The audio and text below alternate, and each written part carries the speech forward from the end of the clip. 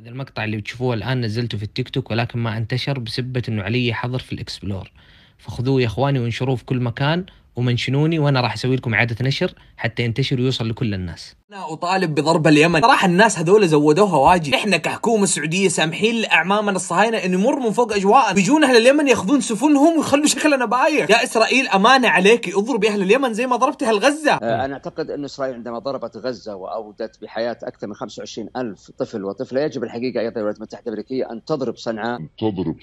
سود الله وجهك يا سويد الوجه. إعلامي سعودي طالع يترجى الصهاينة في القنوات بأن يضربوا اليمن. أنتم وجيهكم مغسولة بإيش؟ الله يرحم أمكم. يعني لا دين لا شيمة لا عروبة، يعني مو عشان صفقوك أهل اليمن 9 سنوات وخلوا الدب الداش حقك وعض الأرض قمت تطالب إسرائيل وأمريكا أن تضربهم. إحنا كمسلمين بيننا نتصافى، مو كذا يرحم أهلك. ترى بإجماع المسلمين الاستعانة بالكفار على المسلم هذه ردة عن الدين. أو صح أنتم جبتوا رقاصة تشتم الله، يعني وينكم وين الدين أنتم؟ يعني برضو مو عشان أهل اليمن أخذوا السفن وخلوا الناس كلها تسبكم تسووا زي كذا. إذا أنت مهزأ هذه مشكلتك. والله لا أنت ولا اللي يتشدد لك يقدر على الأسود. يا أبوي يكفيكم فخر يا أهل اليمن إن النبي أثنى عليكم وقال الإيمان يماني والحكمة يمانية. والله أنتم متواضعين يا أهل اليمن. أنا لو يمني وربي أشوف نفسي على الناس وأجعص عليهم. اسأل الله أن يلطف بأهل اليمن ولا يورينا فيهم مكروه. إذا أنتم وسوس لكم الشيطان وربي إن اليمن لتكون مقبرة للجميع، الناس راح تدفل على قبوركم فوق. فروق أنت وياه لشان لا يخلوك تعض الأرض بعدين. اللهم إني بلغت، اللهم